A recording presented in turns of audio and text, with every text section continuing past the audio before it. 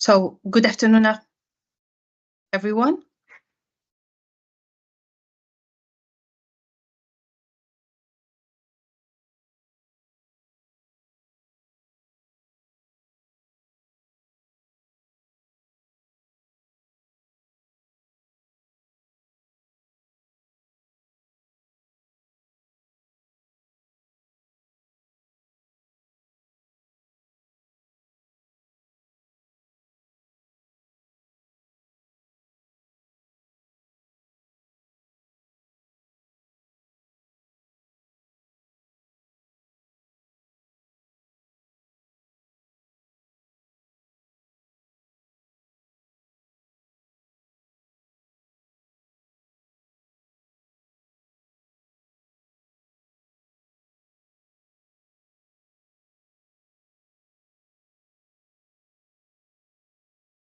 Good afternoon, everyone.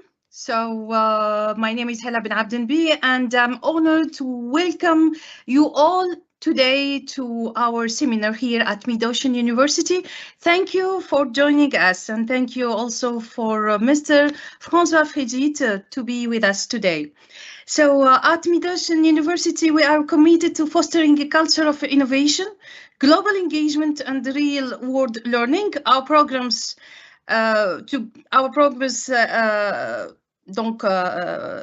leads to bridge academic knowledge with the practical insights, empowering students to lead and thrive in an ever-evolving world. Events like this seminar are part of our ongoing effort to connect our community with leading voices from across industries and disciplines. We are today incredibly fortunate to be joined by a distinguished guest speaker, someone whose expertise truly stands at the intersection of innovation and impact. Mr. François Frédit is a distinguished expert in artificial intelligence and finance with over 3 decades experience. He has held top executive positions, including the global head of models and valuation processes at Banco Standard. He has developed advanced AI models and algorithms, contributing significantly to the field. So today we are really fortunate to have Mr. François Frédit with us. Seminars today is a smart of AI integration for small businesses, achieving more with less. So without further delay, it's my great pleasure to introduce today's speaker, Monsieur François Frédit. Monsieur François Frédit, bienvenue parmi nous. Thank you. Welcome to our today's seminars. Thank you very much. I hope you can see the presentation. Yeah, it's okay. Okay. Thank you very much for inviting me. It's an honor to be presenting this at this speech at Mid-Ocean University. I don't thank you all for attending. So today we're going to focus on how to implement AI in small businesses in a smart way. Let me just introduce myself very quickly. So as she mentioned, I've been working, I used to work as a quant for 30 years. Quant is a mathematical modeler for financial markets. I did it in several countries and several banks. And for the past 7 years, I've been implementing artificial intelligence, 5 years in a large bank, and 2 years at Amalaya Ventures for small businesses. So I have the view on the different aspects. Amalaya Venture is a consulting company set up by my daughter, Laetitia Frédit, who is also attending the seminar. She has a huge background also on management. She's created also some startups, and she's helping also different businesses on management, and now particularly on how to implement AI together with me. Today, we're going to have 3 parts in the presentation. since I don't know exactly your level, and I guess that your level is a little bit diverse in terms of knowledge, deep knowledge in AI, either technical or not, business oriented or not, whether you know really, you have experience in AI, or you just heard of it, or you're just discovering. What I'm going to do is to do the presentation, skipping some technical aspects in particular, or some slides.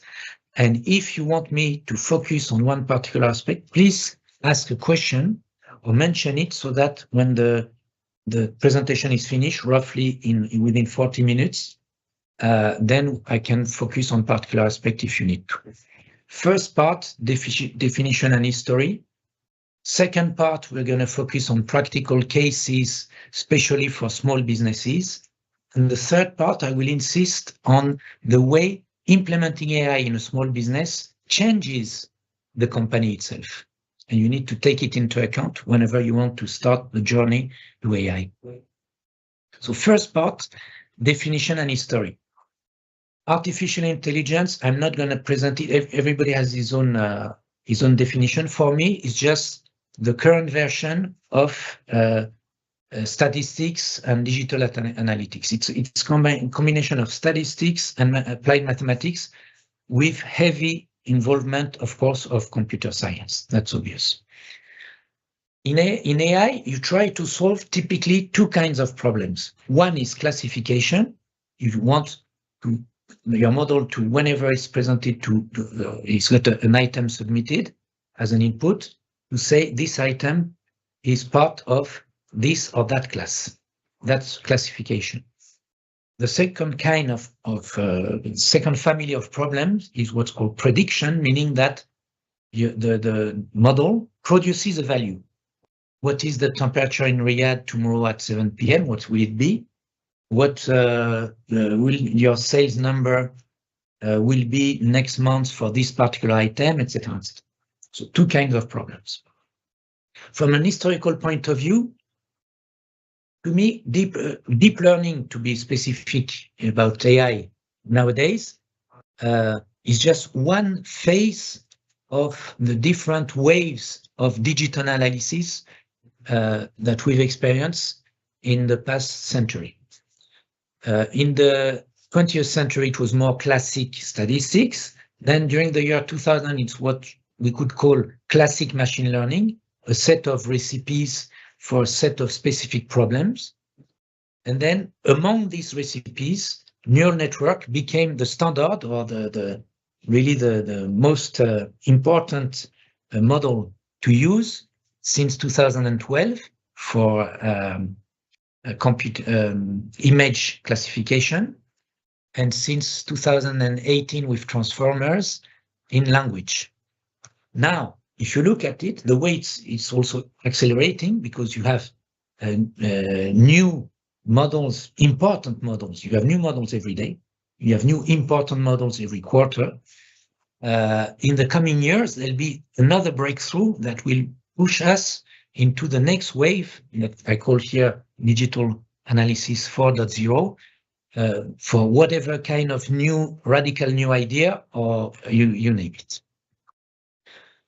This is just a slide. As I said, I'm going to skip or go very fast on several slides. This is a slide. Most of the information you can find it in Wikipedia regarding hypes and winters in the past with AI. But what you need to remember, this series of hypes and winters has a consequence. First of all, during the winters, it was very important to find trendy names for models so that it catches the attention of investors. And therefore, sometimes you realize that you have models that do a certain thing, that have a certain design, and that the name, when you look at the design and the model, the name doesn't really correspond to what's in the model. But the second consequence, it was designed, this type of name was designed to attract the attention of investors. The second consequence is during hype waves, it's the opposite. You have many people who try to understand what AI is just based on the names of different models or, neural network or even artificial intelligence, etc. But these names don't necessarily correspond to what's behind. And therefore, a lot of discussion, a lot of comments are made today based on words rather than on the reality. These are the consequences of series of hypes and winters in AI history. Neural network definition, I'm not going to go into details. I can come back once again if you need me to do so. I assume that you have an idea or you can find this kind of definition, but basically you may say there is an input layer where you have input data coming in, a series of layers in the middle, called sometimes hidden layers, and an output layer. Focusing, so the different types of neural network, the most important ones are convolutional neural network, initially designed mainly to treat images, and transformers since 2018, initially designed to treat mainly language, but are more and more used in different fields. Let's focus in particular on inputs. The input of a neural network in practice, it can't be anything. It's a way of structuring digital data, numerical data, that's called tensor. It's a general concept for vectors, matrices, cubes, etc. A vector is a tensor of dimension 1, matrix tensor of dimension 2, etc. But I'm not going to go into details, but you need to have numbers inside.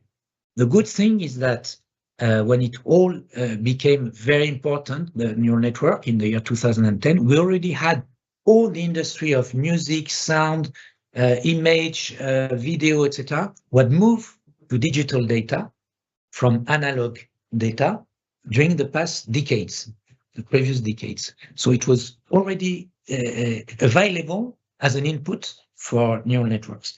It was only among all the inputs that people tend to try to use with neural network. The main problem was language, words, and it got solved during the year 2010, thanks to different progresses. And now you may say, yeah, that we have a very efficient way to transform words, to make it simple, into vectors. So that's for the input. For the output, well, it all corresponds to the problem. You remember, we say there are two types of problem. One is classification, the other one is prediction. Well, the output layer is a vector, is a series of numbers. And therefore, if you want to make a prediction, you're ready. The output of the neural network is ready to be the prediction. If, on the other hand, you're trying to do a classification with different classes, for example, here 3 classes, you may use a small trick called softmax just to transform this vector of output, vector of numbers, into a vector of percentages, the sum being 100%. And therefore, the class corresponding to the highest score, the highest percentage, is the result of your classification algorithm. Okay, so that's for neural network in general. I have now several slides corresponding to convolutional neural network, once again, specially designed. I can go into details if you ask for it, but let's keep it for the moment. It's not the purpose, except for this slide. This slide helps you understand the philosophy of convolutional neural network, how it works. The idea is that convolutional neural networks have filters. In the first layer, where the input is the image, the filters try to identify very precise micro patterns in the whole image. Then in the second layer, the filters combine the filters of the first layer. And therefore they start filtering and identifying some more complex patterns. And after a few layers, for example, here 4, you may start to be able with some of the filters to identify straight lines or curves.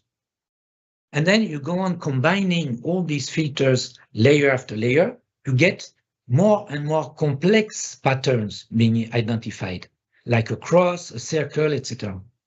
And so on and so forth, until, for example, at some point, you have such complex layers combining all the different previous layers filters, combining all the previously filters, that you may identify some patterns as the one at the bottom right. And as you imagine, this is the beginning of identifying a cat. That's the philosophy behind convolutional neural network. I have more slides on convolutional neural networks just to give some details, but I'll skip them. Now, one last part on the definition of machine learning and artificial intelligence. This is a slide I designed like 4 or 5 years ago when I was working, developing AI models in a bank, trying to summarize the activity. And in practice, what you're doing when you're implementing AI, you're using models to develop application. And here I've put the models and techniques we're using at that time in my team in the red box in the middle. And on the side, you have the corresponding application. On the left side here, you have the application directed to interaction with the external users, like capital markets at the top and customers at the bottom, left bottom. And on the right side, there are internal application. Typically, we had less in that particular setup on document analysis or process control, etc. I've put here my expertise, and as you see, you have to be humble. You have to be humble in AI because it's moving so fast, and there are so many applications in so diverse contexts that it's very difficult to say you're really a real deep, advanced expert. I consider myself as a decent expert on many aspects, and together with my daughter. So that's it for the first part, definition and history and a bit of technical precision. Let's move now to practical cases for small businesses. What are the specificities of a small business? First of all, few employees, that's almost by definition. Okay, so there is no critical mass to create a dedicated AI team. Not so many data, even though you may have exceptions like fintech startups, etc. But in general, you don't have so many data. And since the company is not so huge, then you may assume that the IT system is not either.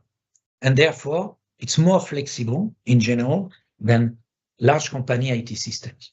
These are the main characteristics from AI point of view of small businesses. Now, if you want to start using AI in a small business, how should you do it? First of all, I set aside generative AI because it's a special case, and we'll consider it later. Because generative AI, you have plenty of people who already use it, even in their practical personal life, and therefore it's a special case. Let's focus on the rest of AI application. So, since you don't have the expertise and you don't have the size to build a proper AI team internally, you should start with external consultant, of course, like Amalaya Ventures. We would be delighted to help you. But more seriously, so you should start with a precise, limited project. These external consultants, some may come and make a huge assessment, a 32-page report, etc. I don't think it's the right approach, personally. Some may do it, and everybody has his own way to do things. My personal view, together with my daughter, is more that we should start with a precise, limited project so that everybody makes its own idea of what it means to implement AI with a real project that corresponds to the company itself. Now, once the solution has been designed and implemented for this first project, you may see as a business owner or business manager how this solution fits, of course, with your IT system. That's obvious. You're putting a new piece of software within your company, so it has to fit with the IT system, but above all, with your culture. And we'll come back to it.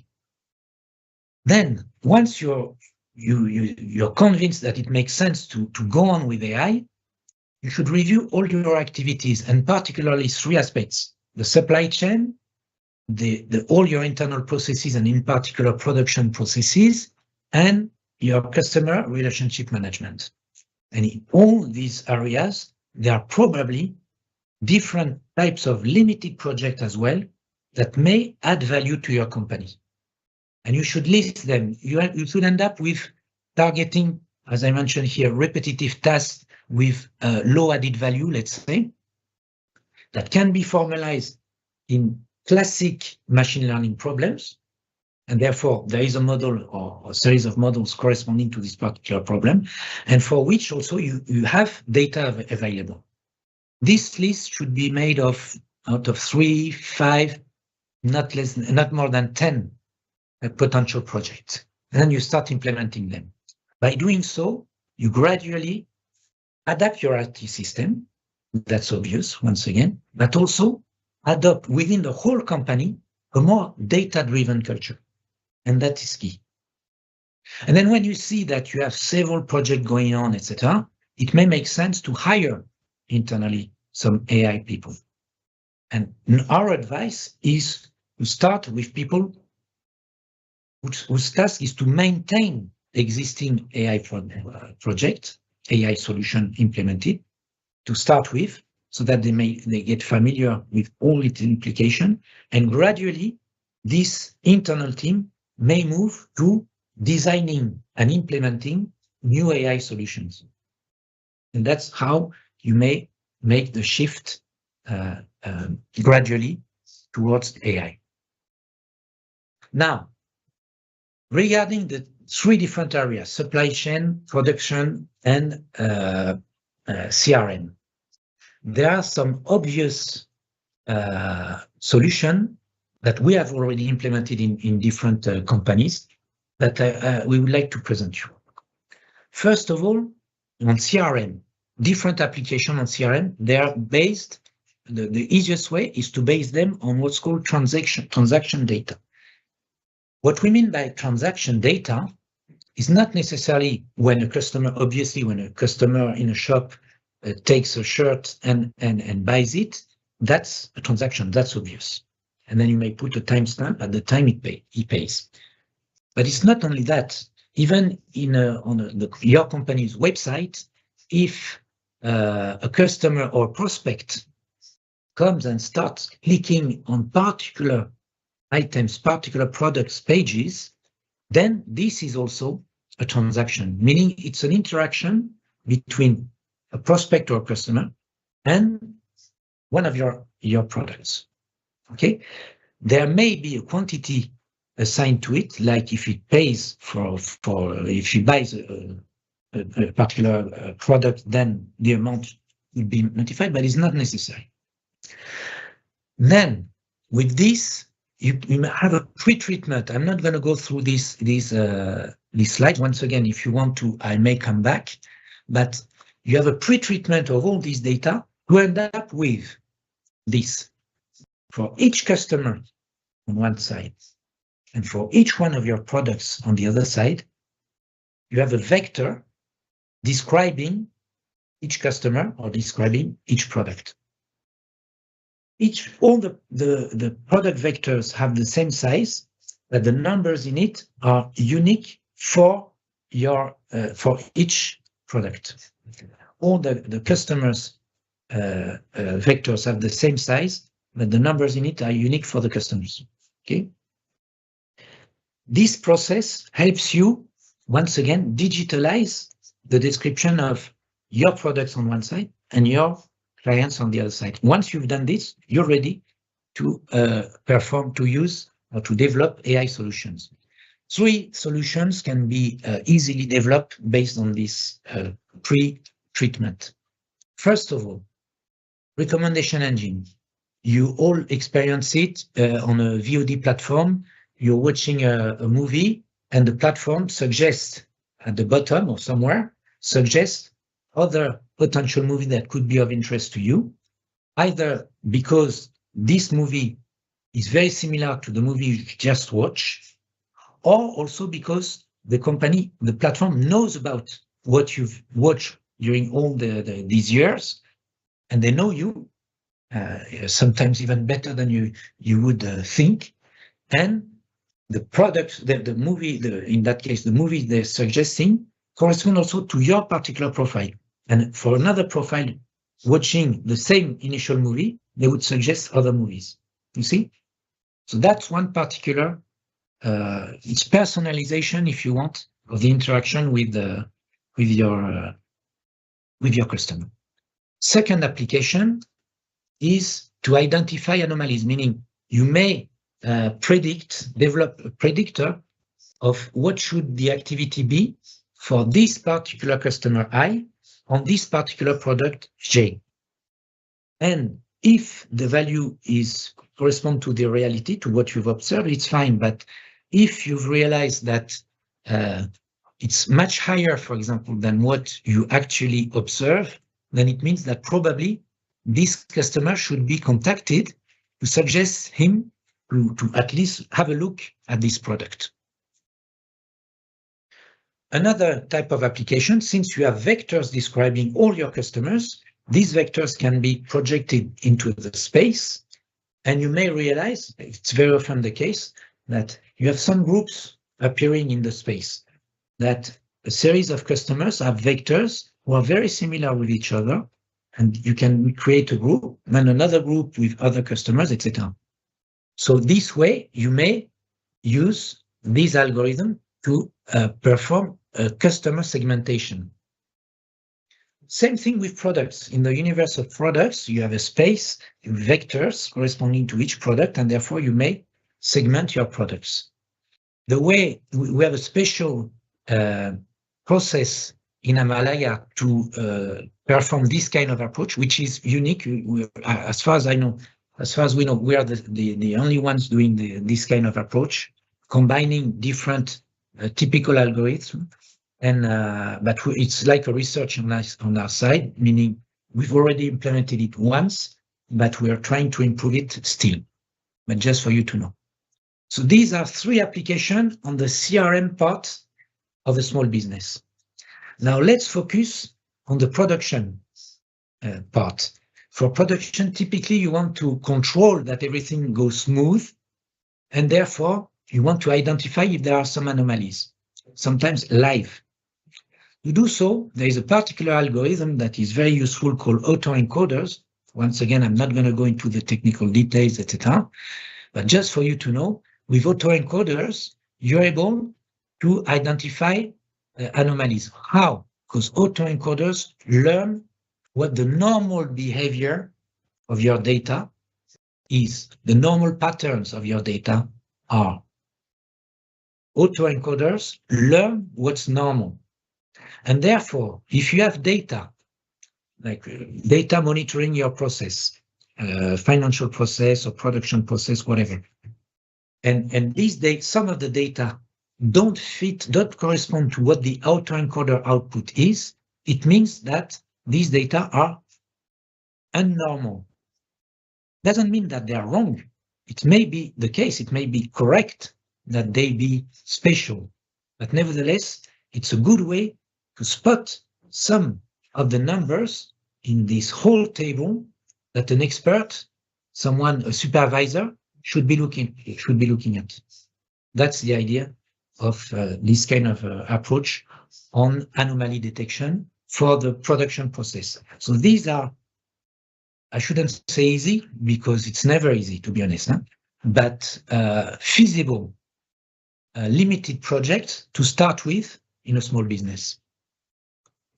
Now, once again, third part, as I mentioned earlier, when you start the journey of implementing AI in your company, then this has some implication, and you may be aware of them before launching everything.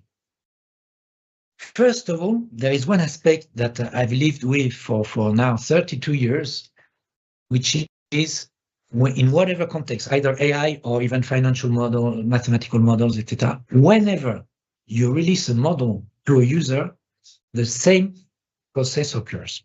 Let's take an example. Imagine you have a camera, fixed camera, in front of traffic light, and at this traffic light, you either can turn, there is a wall in front, you either can turn right or left, that's it.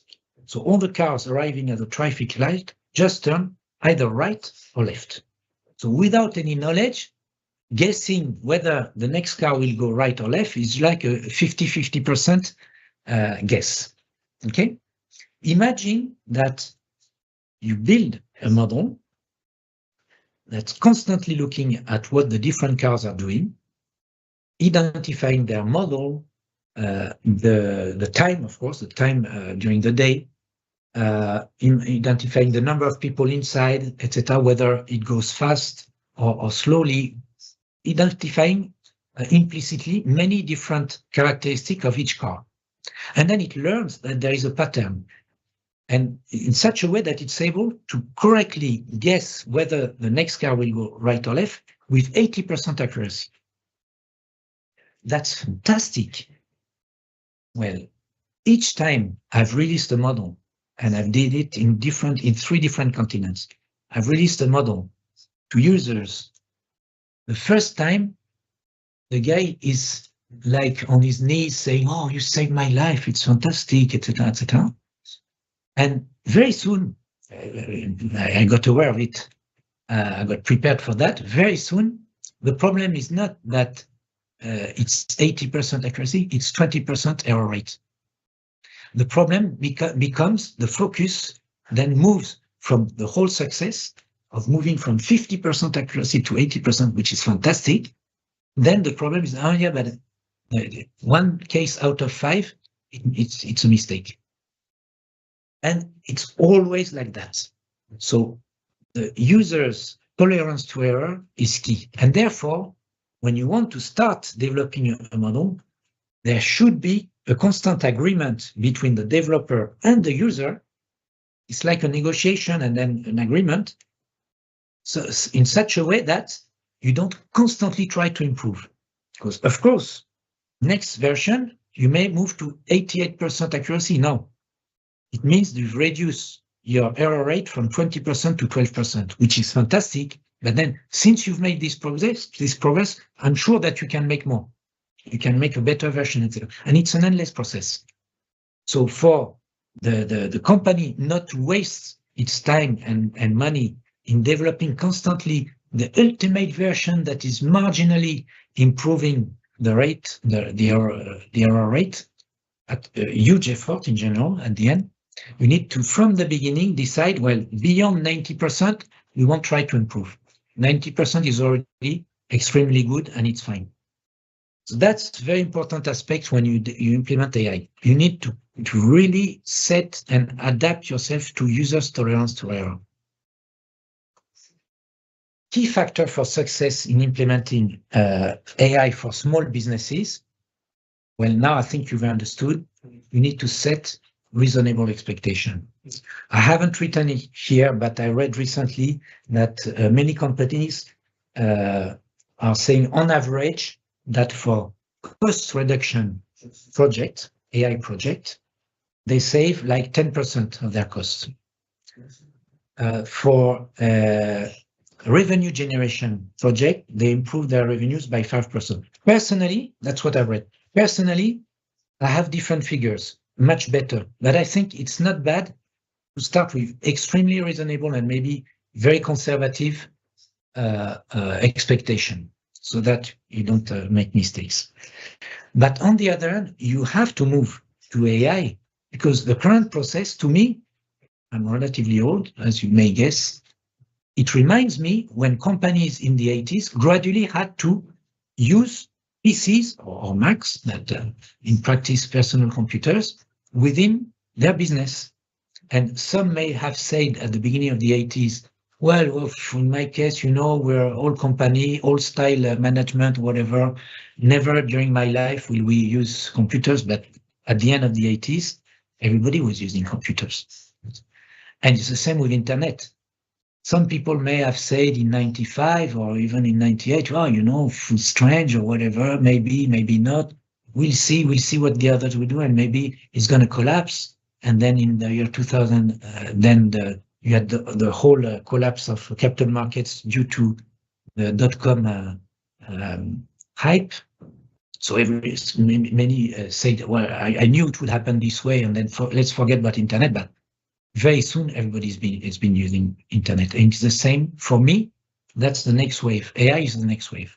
You have to at some point, and it's better to try to do it in an organized way. Regarding data, of course, your model may be extremely well designed, but garbage in, garbage out. So it's very good when you're a small business, because usually employees who are involved in the data generation, data recording process most of the time, or may influence it. On the other side, they're also receiving AI results, and therefore they see the improvement with the data quality as input, the improvement of the quality of the results. And that's one of the good advantages of being a small business. Most of your employees will be part of everything, and therefore they will realize what's important. Another aspect is that if you don't have the AI culture initially, the first application you will implement will require huge efforts on gathering all the existing data, generate new ones, on harmonizing data, buying external data. For example, is a prospect a customer or not? Sometimes they are identified here as a customer. By the way, the name may be customer, in another database it's a client.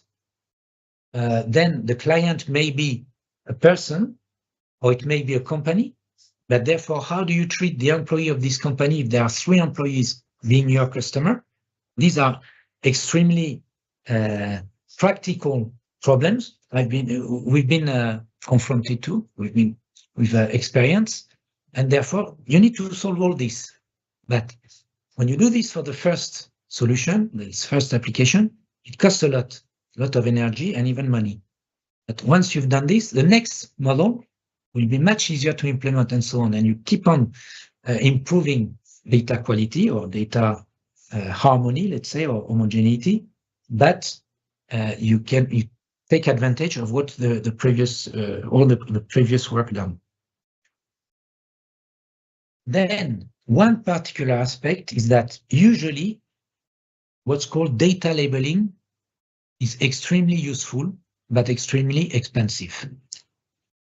Data labeling is typically when you see, well, the most famous example is you have images of cats, dogs, trees, etc. And you need someone to say for the model to be trained and reproduce it, someone to watch the image and say, this is the cat, and write it down, labeling.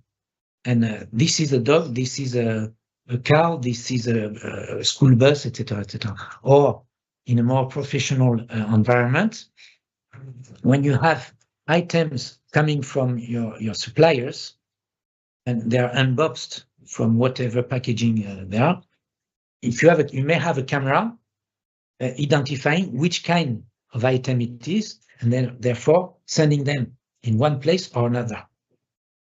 And this camera needs to be trained with labeled data, different photos of the same item in different ways, with someone saying this is this kind of item, this is this kind of item, etc. Okay, this is expensive, and actually it requires someone with knowledge. Someone recognizing a cat or a dog, it's fine, but very often in a professional environment, the guy who's labeling needs to have some knowledge, and therefore is expensive, and his time is really valuable. So you need to do this. On the other hand, if you correctly label your data, your model quality and performance improves dramatically. So it's worth it, but you need to do it in a very efficient way. And some of the solution, and that's particularly true for small businesses. One particular solution is active learning or semi-supervised learning, but particularly active learning. Key for success, once again, it's key to make users' life easier. And when I say users, if we focus on the first AI application in a small business, once again, this application, this software or solution should be dedicated to internal to employees, to internal users. Because it's very dangerous. You need to master relatively well AI before developing application for customers or for external users. It's much easier to start with and to get the culture, to get organized, to get all your system prepared, to focus on local internal users. So the key is to make their life easier, meaning reducing all the time they spend on dull, repetitive tasks. Special case generative AI, as I said, it's a special case because in practice, many employees know already about generative AI, and even what's reported by many companies, it's called shadow adoption. Many employees tend to use it without saying it because they don't want to be seen as lazy. So they don't mention, and it's something that is hidden. The best way should be probably, we haven't experienced it at Himalaya, but it should be probably to incentivize the use, the explicit use of generative AI by employees, even financially, but as long as they do it in an organized way, following companies' rule, ethics, legal constraints, and IT processes. So that's the only thing I want to say about generative AI. Last thing is that even though sometimes some easy, low-hanging fruits, let's say, are available for the first application, very soon you'll need to have developments, ad hoc developments for your actual setup, your actual company, and therefore research. And research means try and error. So be prepared for failure. You have no guarantee at all that the research will be a success or a full success, let's say. And also life is unfair. Sometimes you have very easy development that generates spectacular results and other development that require lots of effort that have almost no impact. There is a last slide here regarding active learning. I'm not going to go into details. If you want, I can go back to go deeper into this, but I think it's almost 40 minutes now. So I want to leave the space available for you to ask your question, and I will try to answer them as well as possible. Thank you.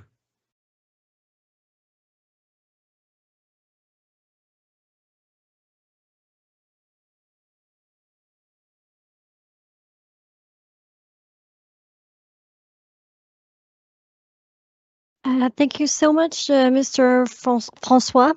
You can continue explaining the last slide. It's okay. Okay. So let me.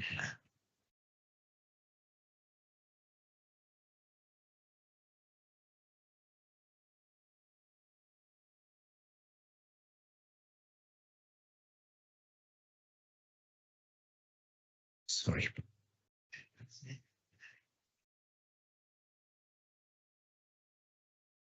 So active learning, once again, the idea is to label in an efficient way, meaning try to spend as little time as possible on labeling the item that really improve the quality of your model training. So I assume that you're familiar with the idea of supervised and supervised learning, or let me just remind you about it quickly.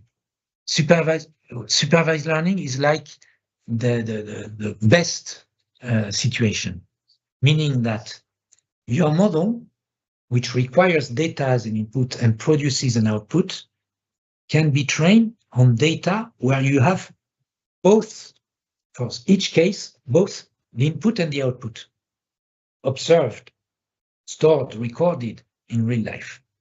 Imagine you're like that, then you may train your model just to reproduce the output that is actually observed in real life.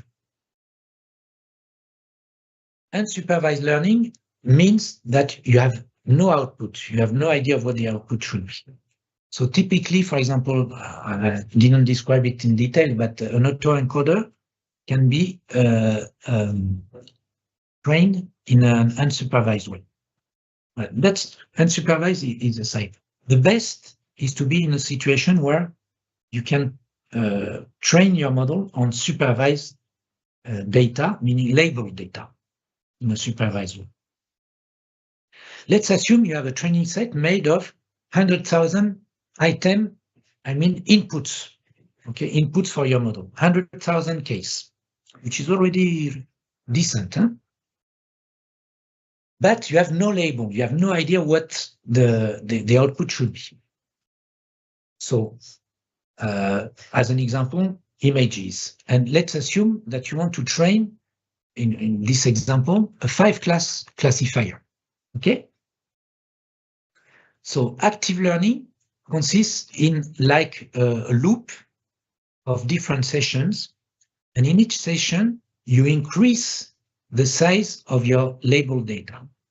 So to start with, for each active learning session, what you do is you train your model on all the already labeled items. For the first session, you have none. Okay, in the first session, to start with, you have no labeled data at all.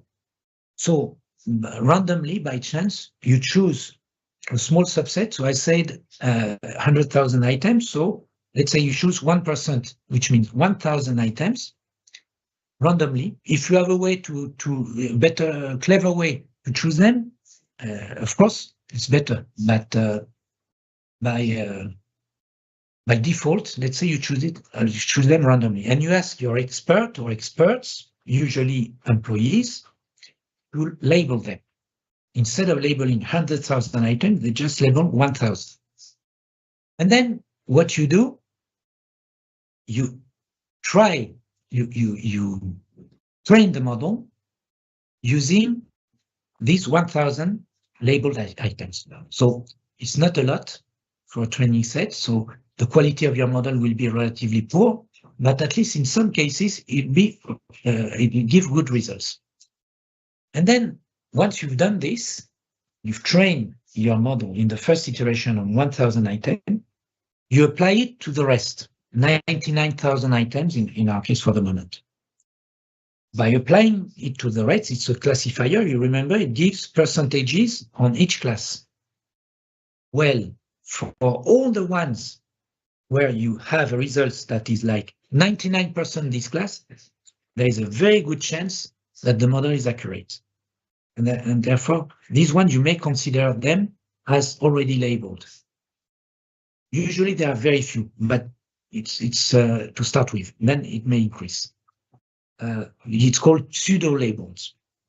But the most interesting part is at the boundary between the different classes. So typically, all the worst case outputs, which are the ones where two classes are more or less at the same level with the same percentage. Let's say we have 5 classes. Let's say there is one class with 41%, another class with 41.5%, and the rest 7%, 6%, etc. Then, in that case, you should submit them, these cases, these worst cases, to your experts again, so that it tells the model, no, in that case, you are undecisive because you had 41% on one side, 41.5% on the other side. You didn't know what to do. I tell you, this is this class. And in this process, you may even realize that, I missed it. There is a 6th class. It's not only 5, there is a 6th. There is a class dog. This image is an image of a dog, so I should create a 6th class. But the expert will tell you, looking at the cases where the model doesn't know what to do, and so on and so forth. This way, after, let's say, 5, it depends on the context, the model, the quality of your data, etc. But you may end up after 5 or 7 or 8 sessions, meaning, roughly speaking, 5 or 8% of your data manually labeled, to have everything correctly treated by the model. That's the idea.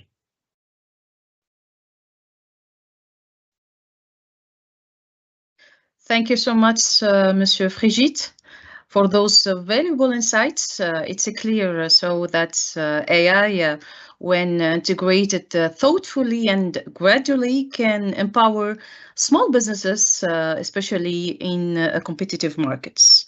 Thank you very much, Mr. Frigide. So, dear attendees, we would love to know your thoughts. Does anyone have a question for our valuable guests? Feel free so to raise your hand or type in the chat box. Bien sûr, vous pouvez poser toutes vos questions en français pour notre invité Monsieur Frigide. تقدرون أيضا تسألون بالعربي وحنقوم أيضا بالترجمة. شكرا.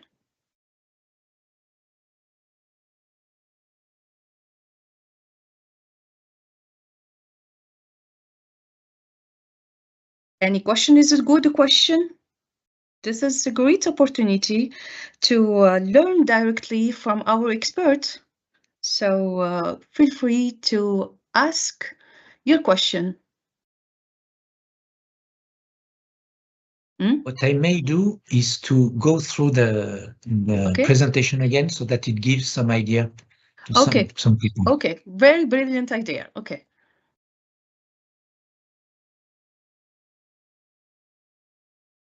Let me go back to the start. So definition of artificial intelligence, the history, then definition of a neural network with one particular focus, the different types of neural networks, the input, the output, convolutional neural networks, several slides on this, and then this as an example of how you may list the different applications with external users, internal users, and the different models. If you don't mind, I'm going to spend just 30 seconds. There's something I forgot to mention here. Okay, go ahead, please. What's interesting with this is that if you start, you will notice that one model may be used in different applications. And also, an application may use different models. And therefore, it's a good way to increase your internal expertise step by step. You start with the first application, therefore, there'll be, for example, one model. When you implement this first application, you learn about this first model. Once you learn about this first model, you look on internet, etc., how it's applied, this model. And you realize that there are other applications, a second one, that could be useful to you. So you implement a second application, but this second application involves a second model together with the first model, etc., etc. So it's a step-by-step expertise increase process. Then on practical cases, we looked at what's specific with small businesses. Then transaction data. I skip the pre-treatment of the data to generate these embedding vectors. And then 3 applications: recommendation engine, anomaly detection, and clustering, meaning products or customer segmentation. Then another application on anomaly detection using autoencoders. I skipped the technical description of autoencoders.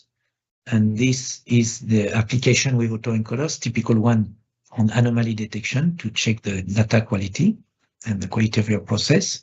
And then in the company transformation, this is the general idea that trying to improve the quality or the performance from a user's point of view of the model can be endless. So you need to put a stop loss, let's say, at some point. Key factors for success in a small business. Ops, and one last one, managing innovation, and then active learning. Thank you, Mr. Frigide, for your valuable explanation. We have a question in the chat box. Bushra is asking about a reference or a book about the subject. Can you maybe you have some advices to give our attendees a book or resources about the subjects of today? Okay, if it's a book regarding specifically how to apply AI to small businesses, I'm not aware of any book, but I didn't look extensively for it. But I don't know of any book on this very specific topic. If it's a book, if you're looking for a book on artificial intelligence, machine learning, etc., there are several, but it all depends on whether you want it to be a little bit more technical to really understand all the process and the modeling behind, or you want something more business oriented and management. So it all depends. On the technical aspects, there is one which is now a bit old. It's probably the third version by a French guy working at Google. You realize that there are many French guys who have developed useful tools in AI that are used worldwide, starting with scikit-learn. There is one by someone called Aurélien Géron, G-E-R-O-N. Okay. I think it was first published in 2018 or something like that, but it's probably the third version now. But it's a little bit technical. It explains how to use it, but and how to implement it, how to code. It's not from the business perspective. I'd say you may probably have. I would assume that. Well, I know that McKinsey have produced several documents that, and they also keep on the publishing documents regarding the situation of AI in the industry. I think the numbers I mentioned, 5%, 10% cost reductions and revenue increase come from the latest version from this year. So McKinsey typically, or I assume BCG, Boston Consulting Group, I would go for this kind of publication regarding management. Thank you very much, Mr. فريجيت. بشرى، إذا كنت تستمعين لحديث الضيف، أعطاك عدة مراجع منها للفرنسي جيرون. عنده مرجع في 2018، لكن شوية تقني المرجع أو الكتاب لهذا الكاتب. وأيضا مستر فريجيت أعطى مرجع ثاني لماكنسي. أوكي، عنده مراجع في كل ما هو مانجمنت. أوكي، بتقدر تشوفينا في الانترنت. شكرا بشرى. Thank you, Mr. Frigit. So, do you have any question, please, attendees? Feel free to ask Mr. Frigit about the subject today. I have a question, Mr. Frigit. Yeah. So, Mr. Frigit, in your experience with Amelia Adventure, what are the most critical first steps a small business should take when working with a consultant to build a data-driven culture? Thank you. Thank you very much for the question. Yes. Typically, that's what I mentioned. People tend to think more about IT challenges, potential challenges, but in practice, it's more a culture issue. Even though the company really wants to implement AI, is really keen on doing what it takes to use AI, in practice, the cultural change comes with the idea of data. For example, we have one experience with one company where one of the owners wanted really, and all the owners actually wanted to implement AI in different aspects, and it was even part of their strategy to sell to some customers AI enhanced services.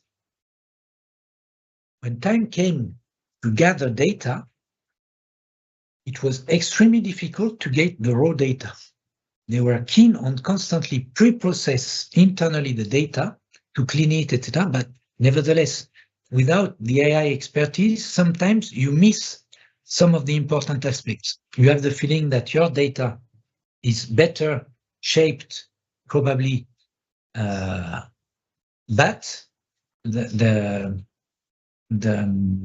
they wanted to pre-process, and in practice, we realized, and we made them realize, that by giving us the raw data, we were able to pre-process in a better way the data. And it's extremely important that you be open to the expert. And in that case, it was totally the case, and therefore the problem got solved relatively quickly. And they realized that it was extremely important actually to give us the raw data. So that's what the challenge of all the culture around data, and the other one is around the model. Another experience, this time with a larger company, was that the users thought that everybody was using the same model. It was a very competitive business, and everybody was using the same model. So it was a matter of finding the model published somewhere, just implement it, and you would get the same result as the competition, but it was not the case at all. Each company has its own models in practice, because you constantly have some nuances, some details that matter and make a huge difference in the output and are specific to your company. So that's another aspect. It's not one model fits all at all. You need to develop your model. In the first version, it may be, but as I mentioned earlier, very soon, the users want an improvement. To improve, you need to have something more specific and constantly more and more specific to the context of your company. Thank you, Mr. Frigide. You answered my next questions, actually. I had a question exactly for you. So my question was, as Amelia, how do you tailor your approach to feed different business types or levels of digital maturity? It was, you had, I had your answer before my question. So thank you, Mr. Frigide, sorry. Attendees, dear attendees, do you have any question, please? Please, any question is a good question. You have this opportunity, so be aware of this opportunity and ask our guests any question. Feel free to raise your hand or write your question in the chat. S'il vous plaît, si vous avez des questions, vous avez le temps et vous devez saisir cette opportunité pour poser la question à Monsieur Frigide. تقدرون تتكلمون بالعربي وتسألون مستر فريجيت. We had a question from our Facebook page, Mr. Frigide. So Qasim Abdel has a question. Could you please give us the name of apps you mentioned? This is a question in Facebook. Apps. Applications, maybe he is talking about applications. Okay.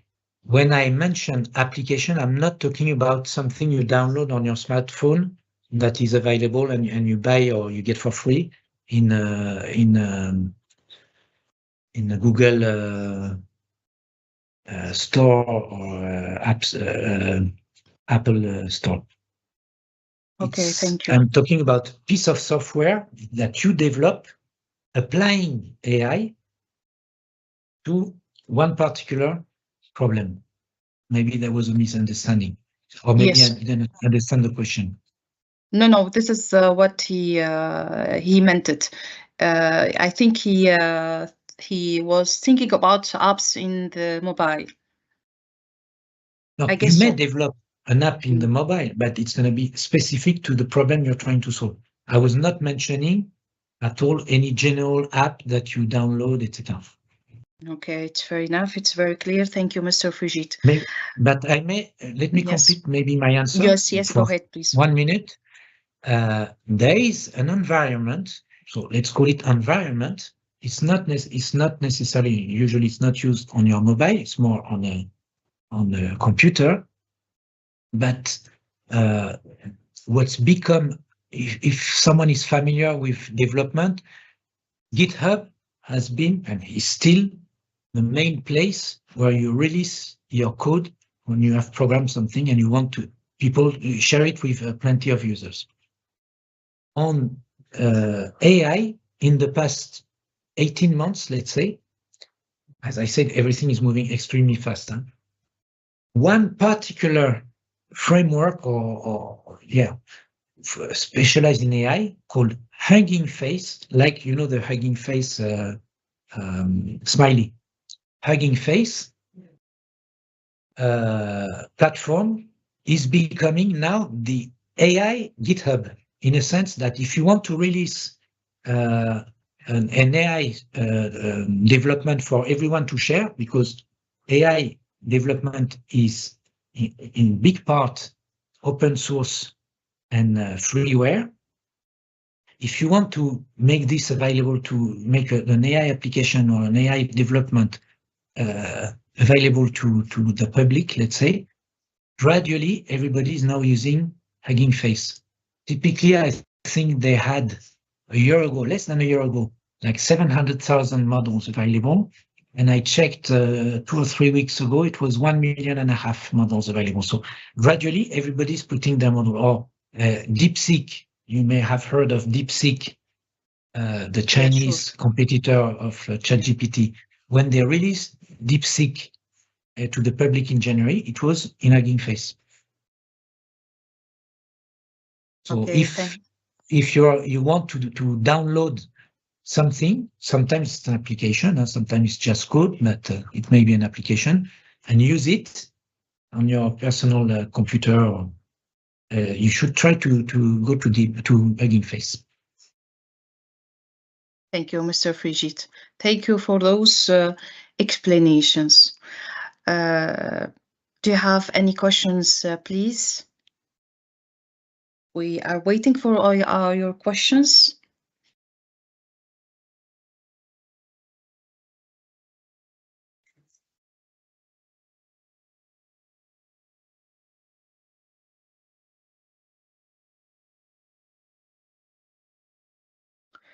You can write down your questions in the chat box.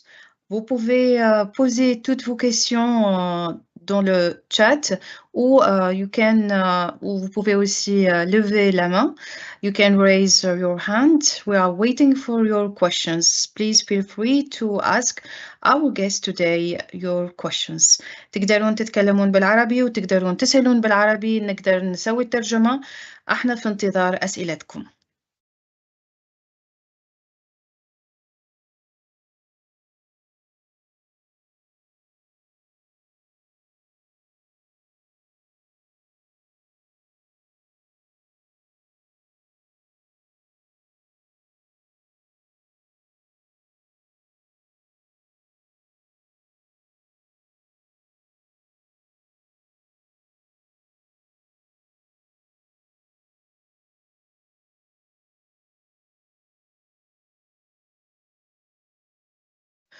So, Mr. Frijit, as we wrap up, we have another question, the last question for today. What's one piece of advice or takeaway you can give to our audience today? If you want to be familiar with AI in one way or another,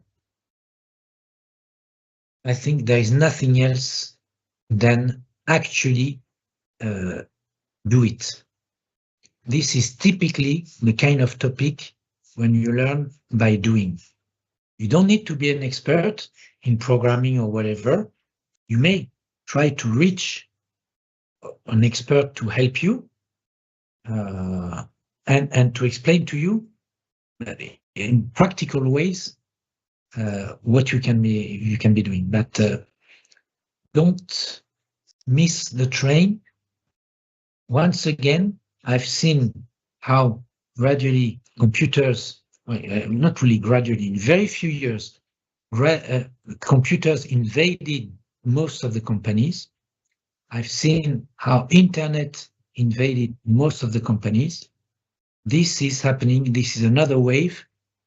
You can't afford to stay aside and not get involved. You need to at least understand, and to understand, you need to do. That's my advice. And to be honest, we've helped several companies already to start with AI, and each time it's been a success, to the point that their customers are constantly asking for more products and services based on AI. So you should try to get in contact with some experts.